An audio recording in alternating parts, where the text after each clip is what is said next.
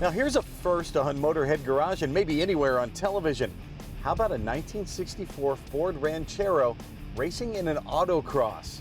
It belongs to our Motorhead of the Week, Maiden Rock, Wisconsin, Steve Truax.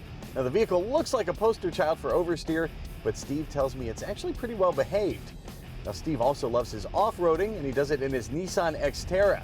He says he chose it back in 2015 because everybody else had a Jeep and he wanted to be different.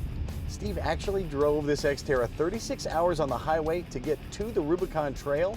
He ran the Rubicon, then he drove the vehicle 36 hours back home. That thing can go anywhere, and that is cool.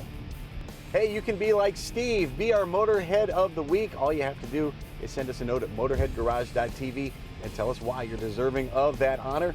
Motorheadgarage.tv is also the place to go in case you want to tell us about a product you might have you want to feature on the show. We're going to do this once again next week. We hope you join us then. From our whole crew here at Motorhead Garage, presented by DragonfireTools.com.